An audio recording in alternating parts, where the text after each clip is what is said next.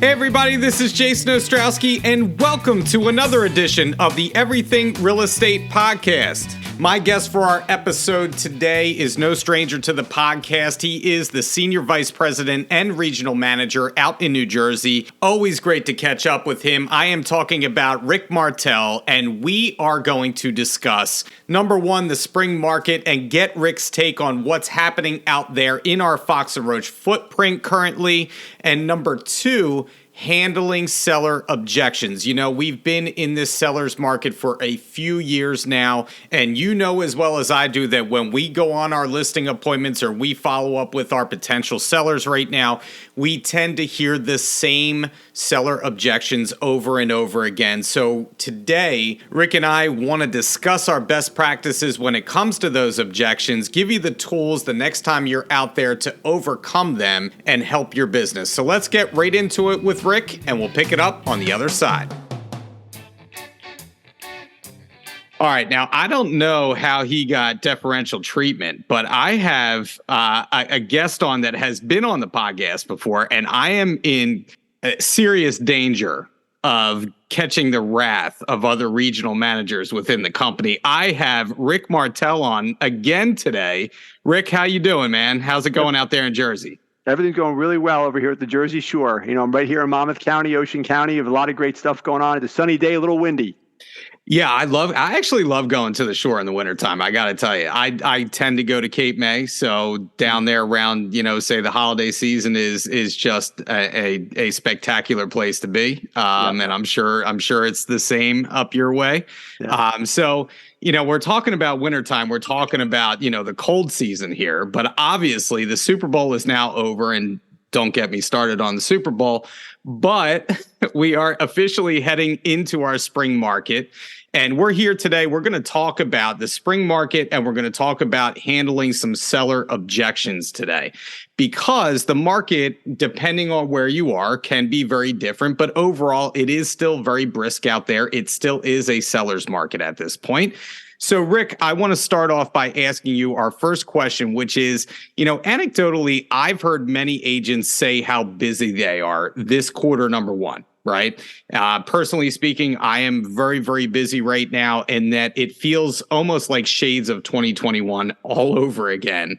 Buyer offers that I'm making, and there's multiple offers. I'm like, oh my God, are we going to go through this again this year? You know, I know we were predicting a little bit of a slowdown, but it certainly seems turbocharged for some of us. And then I hear other agents talk about that they're slowing down and that they need to get more business. And so I find the market to be kind of all over the place. What are you seeing out your way in your neck of the woods in New Jersey? And what do you see happening this spring for the real estate market for agents? I just want to say a couple different things I've been observing, you know, talking with the different agents that work around my area, as well as the managers and sales leaders and sales associates throughout our company. And one of the things I'll say is that the agents who we're sticking with it, like they're really working consistently through that November, December, January, and doing their best to keep in touch with a lot of people and planting those seeds for let's get something going in the new year. A lot of them are busy. Working with the buyer side, they are having the similar problem that they've been having for the last 18 to 24 months, which is the inventory factor. The buyers are ready to do something, but they cannot find something that will match what they want, or they do find something that they match what that buyer wants, but then they're in a bidding situation. So we're still seeing a bit of that happening here with properties that are in good shape and well priced. So those are something to be aware of. And then with I call it still buyer fatigue to a degree. Some of them have missed out on properties. They have not got something over the last couple of years, or yet last year and a half. And they're also faced with the higher interest rate right now, which is ratcheting down a little bit of their buying power. So they may have been able to buy a house for $600,000, but now with the rates gone up, they can only afford a house for $500,000 or $515,000. So maybe they're not getting the same amenities and features in those homes. As far as the sellers are concerned, and this is something that we're running into across all of our footprint of our company, Berkshire Hathaway, Fox and Roach, is that the sellers realize, hey, I can sell my house, I can get it sold, I can get a nice chunk of money for it, but where am I going am I ready to do this? Am I really ready to buckle down and sell my house and then shop with a low inventory market? So those are a couple of things I'm looking at there. But I am hearing the same thing, Jason, as far as some of these agents are like saying it's not really kicking off the way I thought it would. Other agents are very busy. And I just want to say it's a matter of sticking with it. You just got to continue to plant those seeds, and you will reap the wheat. You will reap the harvest by continuing to do that. You just got to stick with it. Absolutely. There are markets that obviously are tough. There's markets that are, I guess you could consider it a little bit easier. You and I were talking off camera that there's always headwinds and tailwinds with every market. It doesn't matter what it is. You just got to stay consistent in what you're doing, and your business will be consistent in spite of the market conditions that we're in. Getting back to what you were saying just then, I just wanted to touch upon it. When I go out on a listing appointment, the very first question that I am asking sellers right now is, if we sell your home in a weekend, what's your plan? Right? What are you going to do? Do you have some place to go? Are you planning on buying another property? Do you have another house that you may relocate to? Say you have a shore house, right? Is there somewhere for you to go? Because chances are we are going to sell your home very quickly. So we have to start out knowing what the plan is right away if we sell your home quickly. And Jason, I just want to chime in on that just for a moment, just because when we go out there as the listing agents and trying to get these sellers to get their properties on the market, it's a matter of saying, do you have a plan? And I think the follow-up dialogue is going to be from us as the sales brokers to say, I do have a plan. I do have a formula. I do have a method to how we're going to make this happen for you, because sometimes you bring this up to them and they might be saying, I didn't think it was going to happen that quickly. And we also don't want to make it sound like it's too easy when we're going out there. So we'll say, from me setting the stage and getting your home sold in a timely manner, let's make sure we know what we're going to be doing here. So we got to be careful with our dialogue. The words we use always impact our pocketbooks on how we do it, and then who's going to work with us. Absolutely. Yeah, I do want to couch that statement that I made by saying that if everything goes right,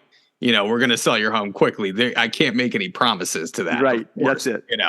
All right. So I feel as though that the vibe that I sensed early on this year when rates started to tick down a little bit was that everybody wanted to jump back in the buying pool. Right. And it felt like we were building up to another crazy market this coming spring. But with the recent rise in interest rates that we're seeing again, I also feel like that could now turn completely on a dime if we reach a tipping point. And so I almost feel like the 7% interest rate mark is on a 30-year fixed loan is almost kind of in that area of a tipping point. Do you feel the same thing, or do you sense something else where you are? Say the rates went from 3.25% or 3.5% up to 7%. And although the number has doubled from 3.5 to 7, or from 3 to 6, or 3.25 to 6.5, the amount that it costs the buyer has gone up by about 40%. So their payment has not doubled. So I think as the sales professionals, we have to guide these buyers along and say, yes, the rates have doubled in number, but your payment has gone up a certain percentage, not the full, it's not gone up 100%. That's one thing. The other is that we have a couple nice programs through Prosperity Home Mortgage. One is going to be the automatic rate buy down program that they're offering for the first year to all of our buyers, that if they buy a home, they can get 1 point off of their rate. So if the rate is 7% right now, or 6 7/8, they will get it for 5 7/8, or they'll get it for 6. So that's a good one. And then they also have a program called Refine Your Rate with a refi program, that they will get the application fee covered if they refi their home by the end of 2025. And I think that caps out at around a $1,400 application fee. So there's some good programs available so buyers can get into these properties for a little lower rate. But with that being said, it is a level of frustration the buyer feels when those rates go up higher. And 7 seems to be a number that people start to get like, oh boy, it's hitting that number there.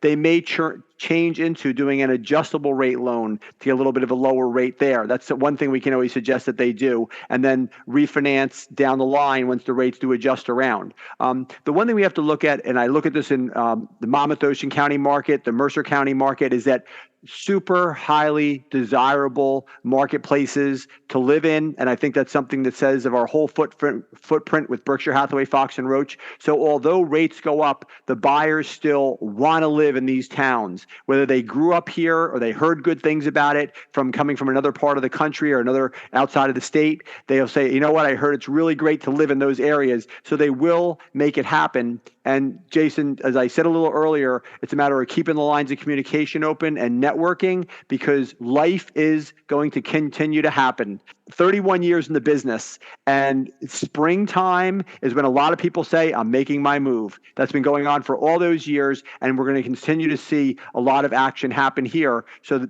continuing to be in front of people and being available and providing good, relevant information to them, educating them on what's happening, and they're going to definitely be making their move, and they're going to be selecting our agents to represent them.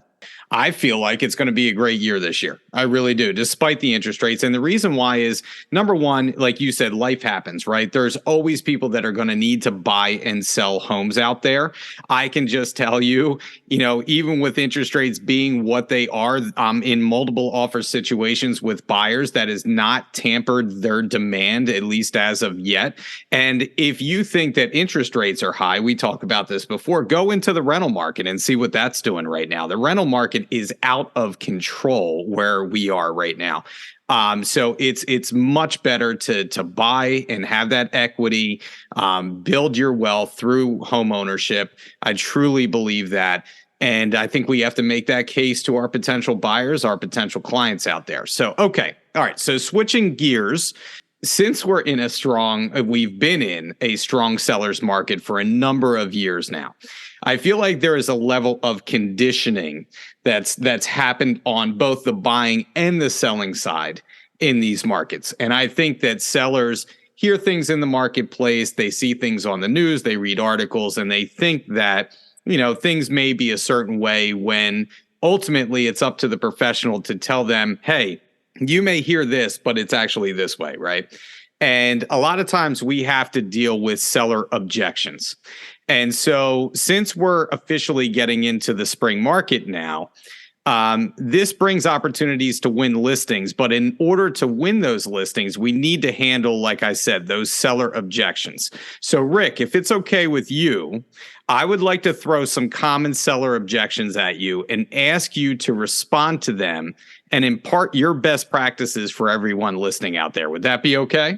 I definitely am interested in doing that, Jason. We'll work with you question by question, but just one comment I want to make tying into what you said is with the level of conditioning. So one of the things I always tie into every time I'm talking with the associates around my area and anywhere in the company is that you always want to lead with your services, your programs, and your systems. Make sure you have a full presentation ready to outline how you're going to solve their problems and make their move a rewarding and win-win experience. So it's one thing I think we have to take into any of these questions as we go through it. And the level of conditioning will come out, but you're so much better off doing a nice presentation about everything you're going to do for them, and then you'll see where they are as far as their experience goes and how much they really know about the moving process. Well, I was just going to say it's value, value, value, right? We always have to be out there, and our first goal should be to provide value to our clients, because ultimately, number one, that's going to affect our business. Number two, you should know what you're talking about already. And number three, we are in the client service business, right? We're there to provide a service to our clients, and we need to provide that value. So along those lines, seller objection number one, Rick. Now, you've heard this a million times. Doesn't matter what market you're in, but especially now, we have a lot of FSBOs out there that will say, well, in this market, why should I pay agents a commission when I can just stick a sign in my yard, take some photos myself, throw the house online? I know it'll sell in this market after all. Why do I need a real estate agent right now? And this goes back to the experience that they want to have with this process. And it's very important, once again, to say to them that true, you probably could sell your home on your own. That probably could happen. People have done it, and there's been different levels of success along those lines. But with working with me as a full-time professional, here's the way I'm going to manage, handle, work through this whole process, market your home, work through the showings, work through the negotiations. And at the end of the process, working with me, I can assure you it will be a very positive and winning and rewarding experience. And most likely, you will make more money because of my ability to manage your property, market it the right way, handle. I always consider the agent as the megaphone to the marketplace. So the agent's the megaphone who gets that property out there, and they're going to get the demand, they're going to get the activity going on. I'm also going to hold your cards close to my vest. Like, I'm not going to let anyone know where the emotion is about you selling the house and where the motivation is about you selling the house. So it's important that you lay those points out for the seller and do a job as the broker representative, and keep that client's information confidential. And then when the offers start coming in, you can help them strategize and guide them through the process. Now, that's one part of it, Jason, getting the offer in and getting the contract accepted. But then getting it from that point to the closing table is probably 65% of the work. Getting the deal together is the front end, 35, 40%. Then keeping it all together, I'm going to help you work through the process of, is the house going to appraise? We have a modifying market right now in some areas. If you get a great number for your house, we're going to get this to appraise so that the mortgage gets approved at the purchase price on that contract. Work through anything that comes up with the home inspection. I have all my contractors. I can help get everything done in a very timely manner. A lot of times buyers want to close in 45 or 60 days. We can make sure that all comes together. I'll also shepherd you through the certificate of occupancy process and the fire marshal inspections, and we'll work through all of that. That's everything I'm doing to get your house sold. And then if you're going someplace else, I'm going to help you find that next home. I'm going to coordinate it so we have back-to-back closings and back to the win-win experience while working with me. So yes, you could put a sign in the front yard and take a few photos. I understand that, and many of people have felt the same way. But what I have found is that when they're working with me, when they're working with a Berkshire Hathaway professional, they're going to end up having a great experience, end up getting most likely more money out of the whole process, and not have that constant feeling of uncertainty or anxiety that I'll help take away from them as we strategize and navigate through the process together.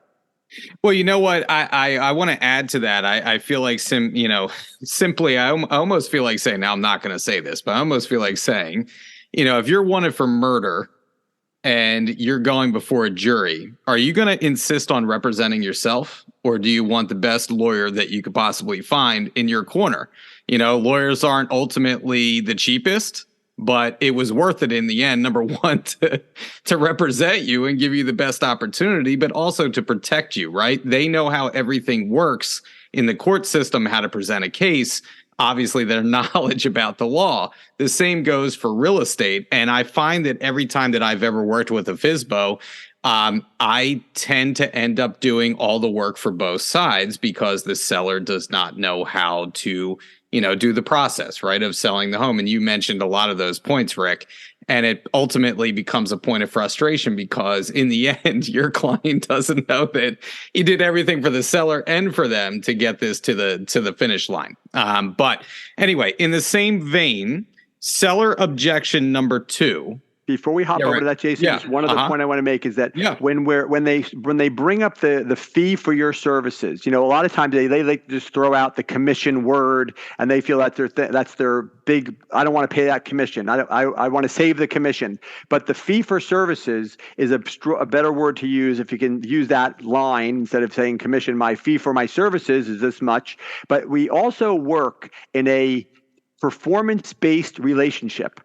All the risk is on me as your real estate broker. I lay out all the money for the marketing. I lay out all the money and time to get the property ready for sale. As far as the marketing is concerned, the promotion is concerned, I do all of the boosting, the promotional pieces. If we go with all sorts of tangible brochures, glossy flyers, information, the room-by-room analysis, all that stuff, I lay that all out. I then coordinate all the showings. I do all the communication with you. You're only dealing with one individual, a full-time professional like myself. And then when the offers come in, I negotiate and strategize with you. And I'm only getting compensated at the end of doing all these great services and getting you a number that you're willing to accept that helps you make your goals. So let's keep in mind, it's a performance-based relationship. There's no risk on your side, Mr. Seller. I'm the one laying it all out. I'm working as hard as I can for you. And we have a common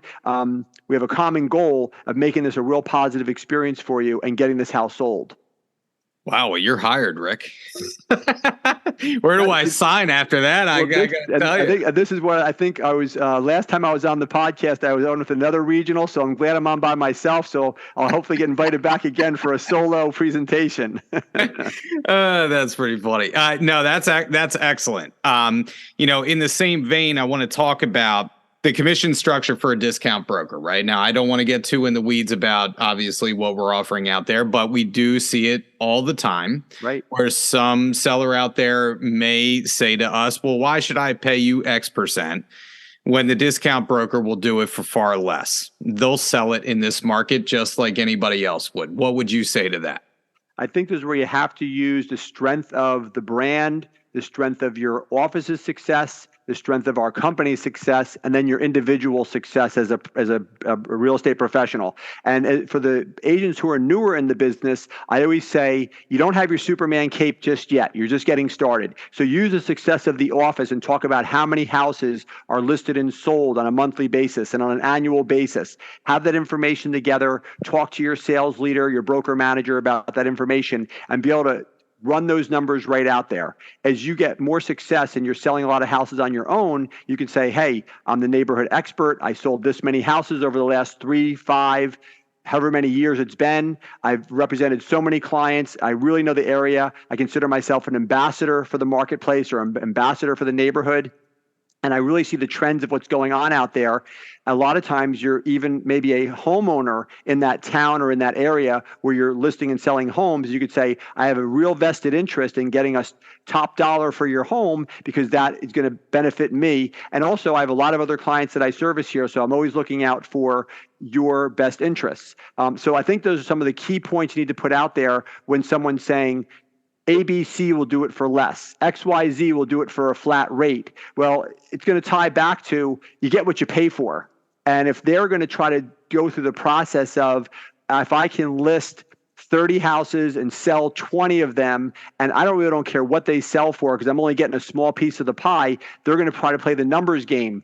Unfortunately, you're going to be the victim of their numbers game because they're not going to be as interested in getting that house sold for the top value that the market will bear and then get it to the closing table. Whereas what I'm bringing to you is a full service, full marketing program and promotion plan that you're going to benefit from. And then from there, you may pay a little bit more, but you can be assured of a great experience. That's one side of it. And it also ties back to my performance-based work. I'm not getting paid anything until we get a number that you're happy with. And I'd be happy to provide you with a few references. You'll be more than welcome to talk to some people that have sold with me in the last couple of years. They'll be happy to tell you a little bit more about how I work. So long answer to a very strong and important question is, when the discount broker situation is put forth, put your Superman cape on or your Superwoman cape on if you have it. If not, tie the one on from the office and the company,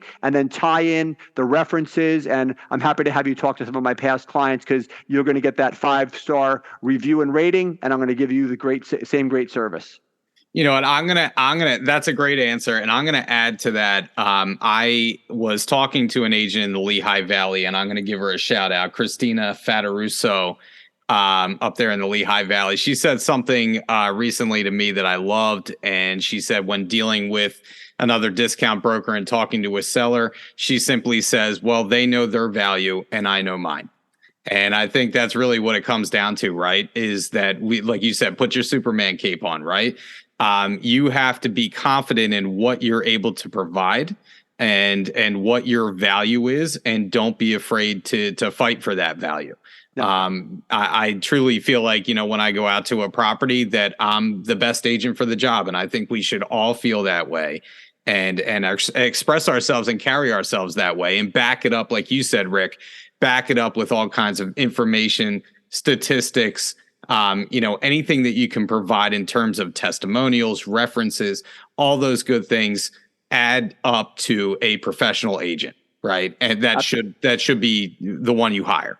Yeah, and along those same lines, Jason, is that with what the other agent was mentioning about, they know their value. I know mine is that on top of that, you could say that if I'm listing your home for 6% and they're willing to list your home for 3%, they're willing to give up 50% of their money.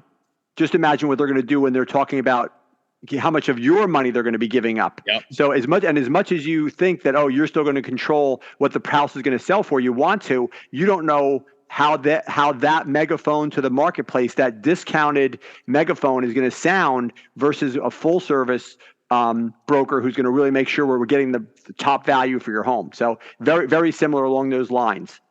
And like I said, it's not, and I've said this before, but I mentioned to sellers, it's not about selling your home. Chances are your home is going to sell. It's about how fast it's going to sell and what it's going to sell for.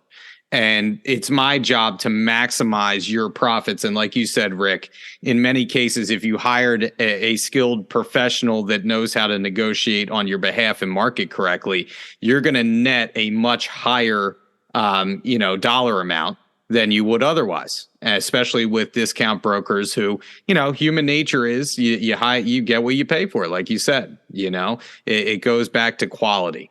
I just want to say, with along those lines, that everyone has an experience in their life where they went the discount route and it did not work out.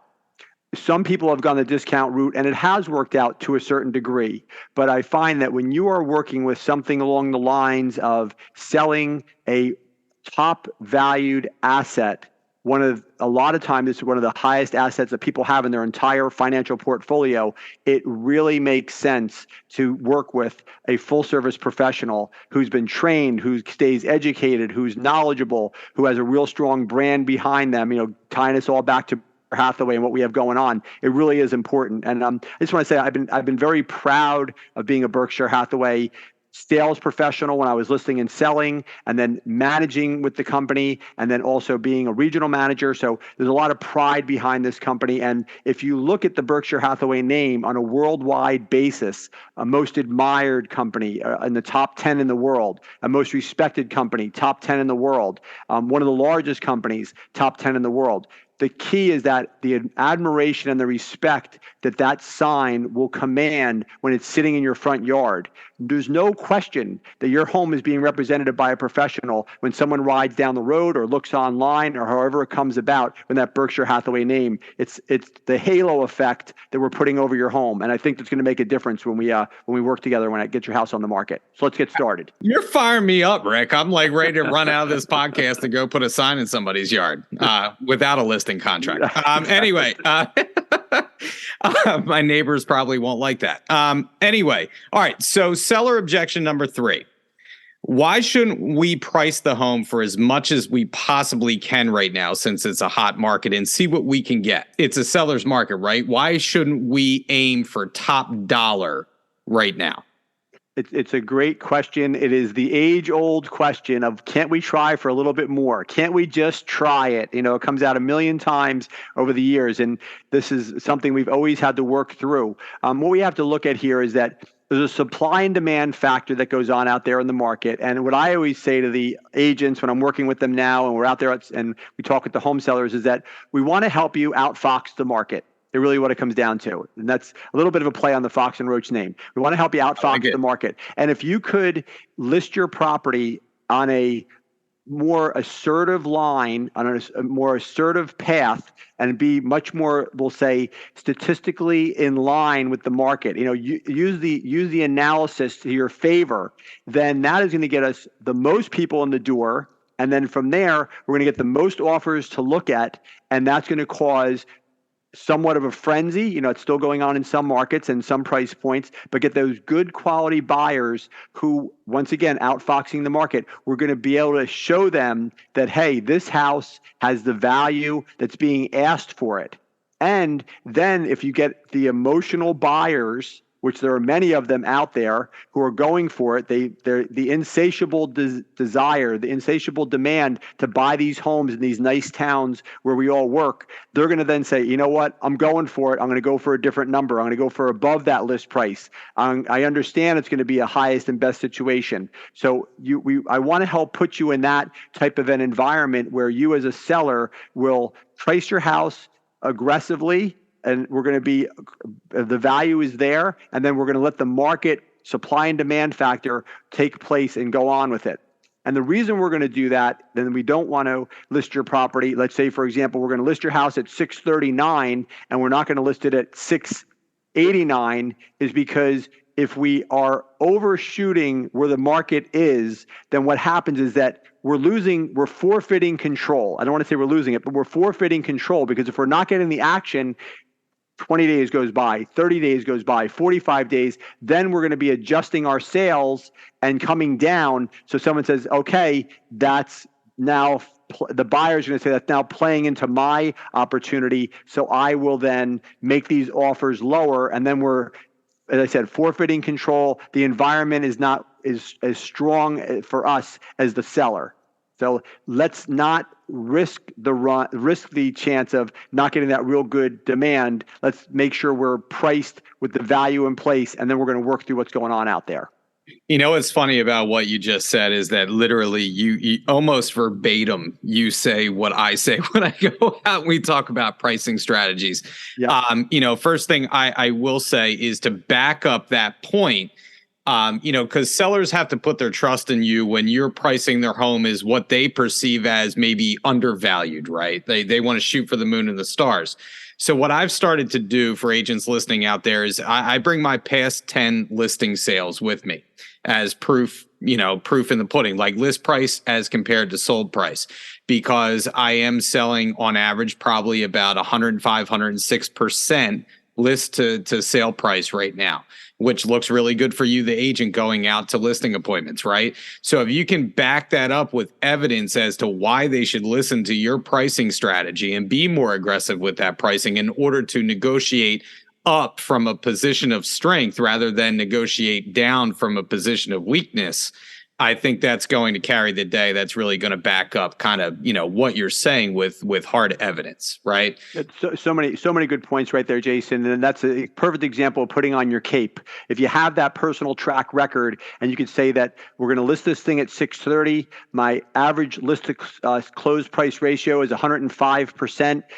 We're looking at $32,000 more dollars potentially. So we're going to be getting you 661 or 660 for this house based on my strategy that has worked so well. So that's one way to go about it if you have that track record. If you're an agent who doesn't have 10 recent closings that you can show those numbers, go through the MLS. You can just bring listings with you and say, here's what they were pricing them for, and they sold over list price or at list price. And you can also pull up the ones that have sold that started at a higher initial price and they came down. You can bring that history out there with you.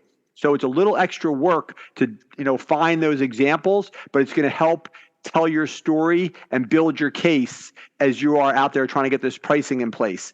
And what I want to mention real quick, Jason, is that we always get into this conversation. People want to pay a lower commission, or they want to go down a discount broker, or they don't want to list with a broker at all. They want to do for sale by owner, or there's the pricing challenges that go on. And as I said earlier when we first got rolling, is that we want to focus on laying out in a complete presentation our services, our systems, our support, our programs, and how we work. Because this way, if we go out on those meetings and they want to talk about how much is my home worth and what are you going to charge me, we're going to lose with price and we're going to lose with our full service fee. We really want to set the stage by saying, hey, we're going to get to that in a little bit. Let's talk about how I'm going to represent you and work with you. So tie that in, and you could even bring in some of your comp analysis and some of your past success into that presentation when you get into why pricing it right makes sense.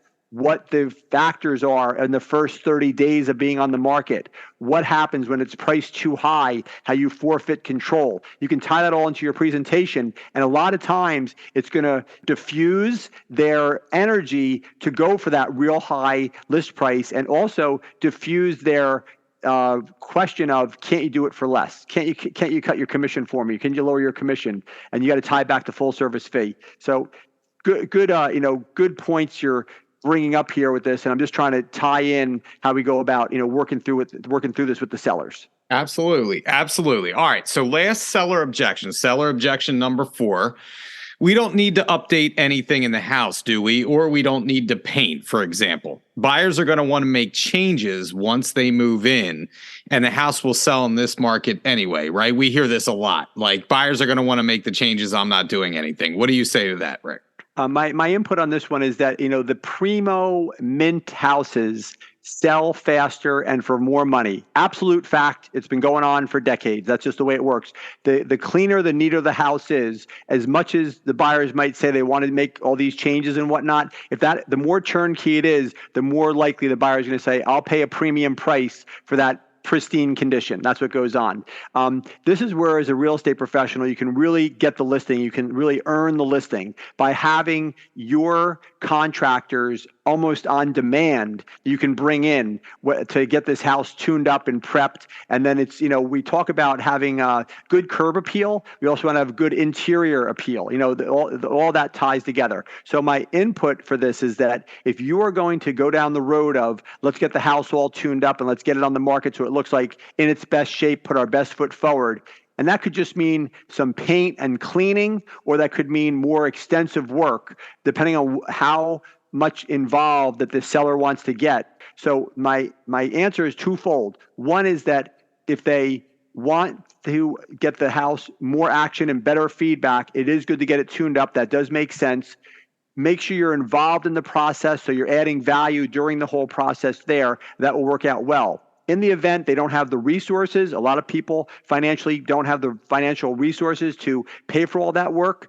There's definitely some companies out there that will do the work for them, then get paid at closing. I know we have that available here at Berkshire Hathaway. We can help coordinate that for these sellers. But ultimately, if they say, let's just get it on the market, you want to price to that condition. All right. That's my input. Price the house to that condition. And the headline might be dirty but sturdy, something along those lines. It could be something funny along those lines. And then, Mrs. Clean doesn't live here, something along those lines. But if the homeowner is willing to say, hey, go for it, say that, we're going to be a house that may not be perfect, but the location is great. You could have bring your builder. You could have bring your painter and your floor specialist when you're looking at this one. Whatever it may be, bring your interior designer available on your demand. So be cute about it, and you can probably get that property on the market without having them to overhaul it, and you'll still get it sold. But explain to them both directions, and then see what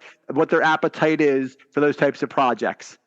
I gotta say, that's the first time I've ever heard that terminology. Dirty but sturdy. That is hilarious. So I have to say, I've used that a few times. You need to get the owner's permission on that one. Maybe getting it in writing might even be a good idea these days. But I used that many times over the years, and it got a lot of interest about that house, and I got them sold. It is very disarming. I do have to say that it almost makes me want to go see it. So, for backing up what you said, I always say that, to my sellers, like, the hard work right now is done beforehand, right? All the sweat equity, all the time, maybe the dollars that you're going to put into the property are going to get it show ready in order to get you the maximized price for your home. The more show ready it is, the better the pricing is going to be. All right. So, and Jason, just final, like the word you use is the want. The buyer who is going to say, I want this house. I will pay more. I don't mind paying more. I want to pay more. Just get me the house. So that's the whole thing there. If you can get that want factor real high, that's going to help you get more money for the home when it's, the real nice, clean and pristine, A+, mint condition in the headline. That's going to make a big difference there. Yeah, it always comes down to the emotion, right? Yep. Once you get people hooked with that emotion, not to sound like some kind of psychological warfare experiment, but once you have people hooked in with the emotion, you can drive that price up. through negotiation. So absolutely. It's the psychological process of what we go through as the real estate professionals is never ending because of what we are dealing with. It's an emotional purchase. It's a high price tag item. It involves a lot of moving parts, family members, the whole 9 yards. So that psychological aspect of it, we have to be aware how it works, and then we can work through it all. And just from our experience, the really nice listings that we have in primo shape, they sell for those premium numbers, and that's just the fact of the matter. Yeah, absolutely. All right. So we talked about, handling seller objections on the listing side, but how about handling objections from the seller on the buying side when you're representing a buyer? Specifically, what can we do as agents and buyers to minimize seller objections to our offers and make sellers say yes? I may have mentioned this before, but maybe I haven't, and maybe I'm giving away the secret sauce here a little bit. But in a previous podcast, actually, I think it was our last podcast, I had 2 first-time home buyers on with me to talk about their journey and their experience. And we've missed out on some homes. Well, I'm happy to say to everybody, because I get this question a lot, did they find a home? We actually went under contract last week. 5th time was a charm. But I will say this. I record a bomb video with every offer I make, so the agent can put a face with a name, right? And then I go over the particulars of the offer, just the important bullet points in that video. And then I do a cover letter, right? And I will run down every single vital point of that contract so they do not miss anything that's in that contract that we're doing. So one of the things that we had done with our offer last week is that my buyer, will buy a home warranty on behalf of the seller with seller coverage that will convey to my buyer at the time of settlement. So that's one thing I wanted to make sure they didn't miss that. So I do a video along with my offer. And I almost to an agent every time I do a video, they're like, I'm stealing that idea. And so I think it helps you to stand out when you're against, 10, 12 other offers. They always remember that video. Just like video stands out on social media, it stands out with your offers as well. Absolutely. And Jason, this is one of these things where I hope you're explaining that to people when you first start working with them about when you're going to prepare their offer and present it.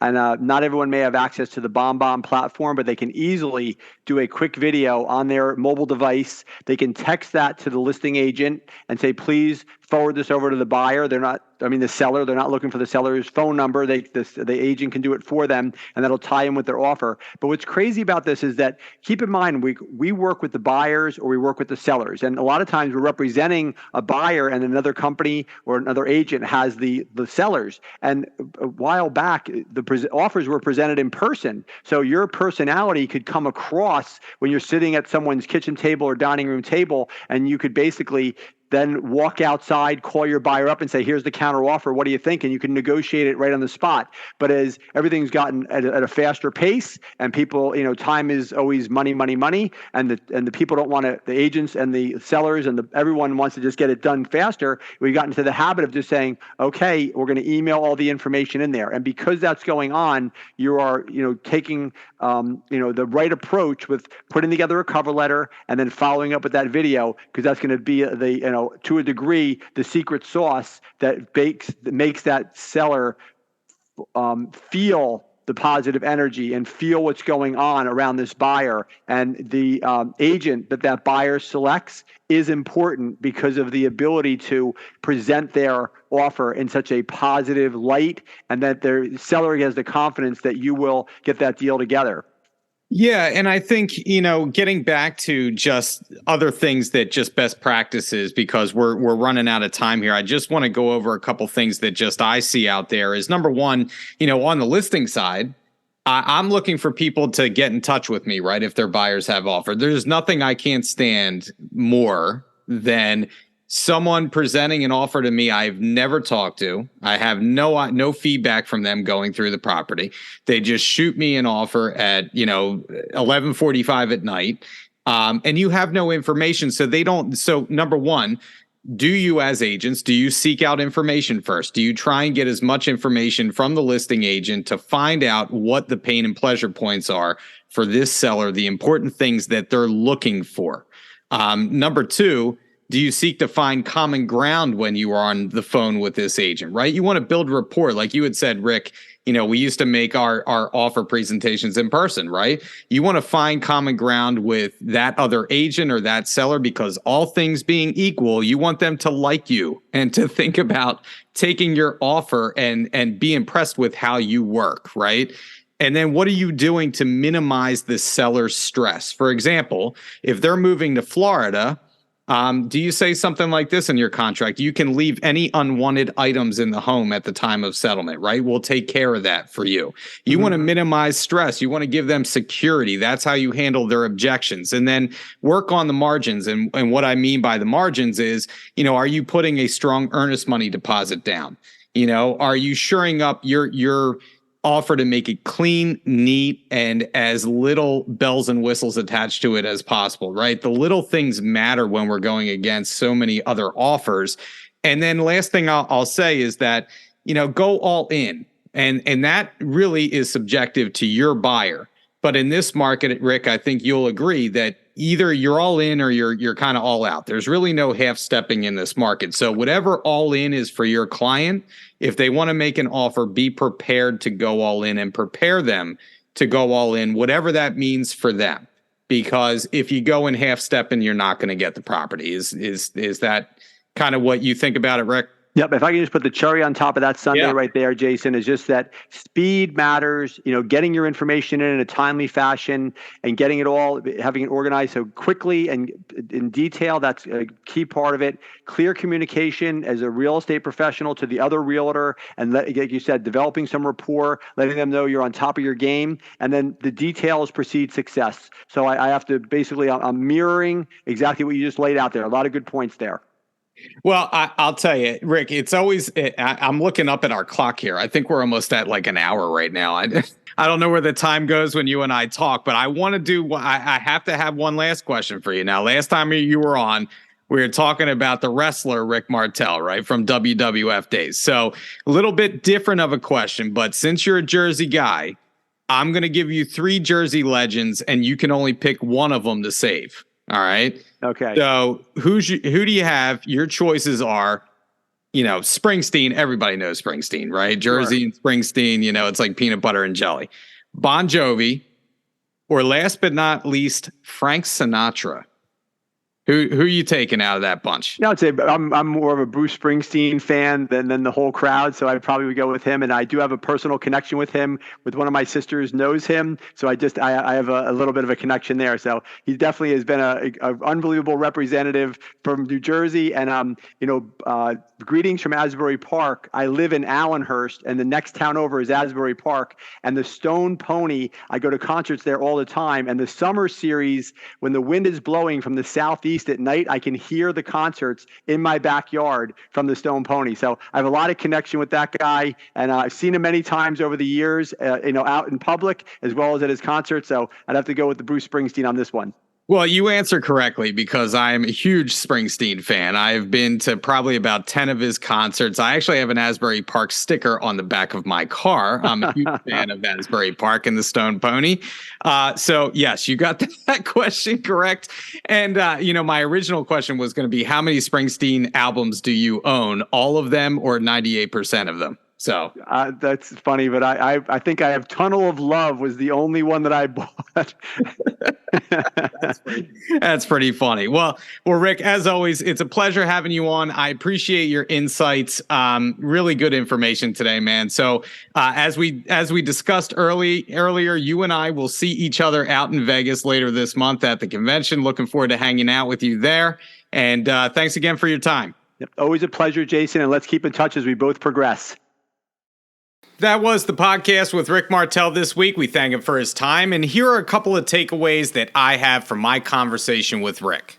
Number one, in regards to the spring market, I think the best term to describe the spring market right now is segmented, right? Where I am, single family homes are still dominating when it comes to being a seller's market, while townhouses and condos are maybe lagging a little bit behind there. And it may be different where you are, but the bottom line is, And like Rick says, just keep doing what you're doing. Be consistent both in your marketing and your daily routine, because it's those of us who treat the business like a business that will reap the benefits from focusing on the right activities every day. It doesn't matter about the market around us. If we focus on the right things, our business will thrive.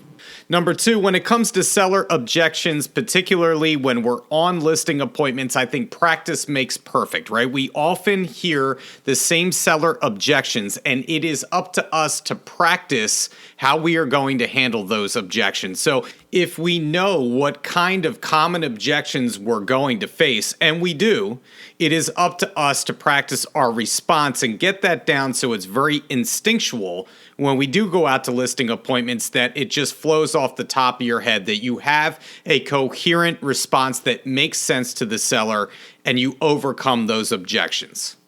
And last but not least, I want to touch upon seller objections from the point of view of you representing a buyer.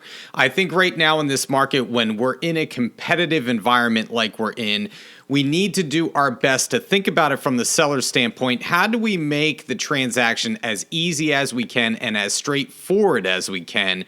And one thing that we can do is provide clarity by sending along a video with our offer, doing a great cover letter in our email for the other agent and the seller to understand what's in that contract, and then making the contract as clean and as neat as possible. Prove you're a professional, fill out the contract fully and completely, follow up with phone calls, try to build rapport. All these things go into making a great offer, and it helps you to overcome any objections the seller may have from their side when you're representing a buyer. Well, that's it for today's episode. We will be back in another couple of weeks with a new topic, a new guest, and as always, if you want me to cover a topic that we haven't talked about yet, please reach out to me, jason.ostrowski@foxroach.com. And if you haven't liked and subscribed to our podcast or left us a review as of yet, please do so. It helps us to reach more people. Once again, this is Jason Ostrowski saying stay safe out there, stay selling, and we'll catch you on the next episode of the Everything Real Estate Podcast.